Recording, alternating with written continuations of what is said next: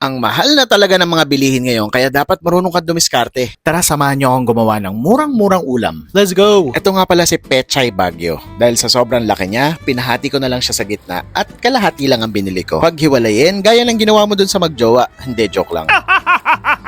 Pagkatapos ay i-mince lang natin yung ating other ingredients. Dahil tagtipid version nito ay hindi tayo maglalagay ng maraming ingredients. Marami pa kayong pwedeng ilagay dito gaya ng celery, patatas, bala na kayo. At pagkatapos ay iba-blanch lang natin yung ating pechay. Ano ba ang ibig sabihin ng blanch? Ito yung pakukuluan nyo lang saglit yung inyong gulay at saka ilulublob nyo sa malamig na tubig to stop the cooking process. Pagkatapos yan ay itabi nyo muna dahil igigisa na natin yung ating giniling. Lulutuin natin ng konti yung ating giniling para mamaya pag nag-steam na tayo, mas maikli na yung cooking time. Isa pang reason ay para ma-extract natin yung extra oil dito sa giniling. Dahil hindi natin siya isasama. Pag na-drain nyo na yung extra oil ay ililipat na natin siya sa separate na bowl para ilagay na natin lahat ng ingredients at mabind silang lahat. Naglagay din ako dito ng salt and pepper to taste. Kayo nang bahala mag-adjust. Itong sesame oil at toyo ay optional lang din. Naglagay din ako ng sugar to balance. At huwag nyong kakalimutan maglagay ng itlog at flour dahil ito yung magbabind sa kanilang lahat. Mas maganda gamitin nyo yung kamay ninyo sa paghahalo. Pwede kayong magdagdag ng flour kung sa tingin ninyo ay kulang pa. Pag well-binded na, pwede na natin siyang ilagay sa ating Pechay Baguio o kaya cabbage. Alam nyo ba, ni-research ko pa tong gulay na to kasi nung namalengke ako ang sabi sa akin, cabbage daw to. Pero ang pagkakaalam ko, Pechay Baguio to. Tapos nalaman ko, pareho lang pala sila. Habang nagbabalot ako, papakita ko sa inyo ang total na nagastos ko.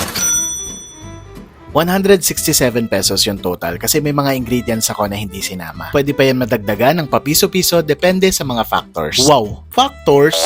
May natirang konting giniling, pwede yan iprito the next day. Ang steaming time ko dito ay 30 minutes. Nakagawa nga pala ako ng 12 rolls dito na good for 2 to 3 persons. Alam nyo, medyo similar to sa siomai. Kayo na mamili kung anong sausawan ang gusto nyo. I-try nyo na rin to at balitaan nyo ako Iiwan ko kayo sa katagang, if there's a will, there's a will.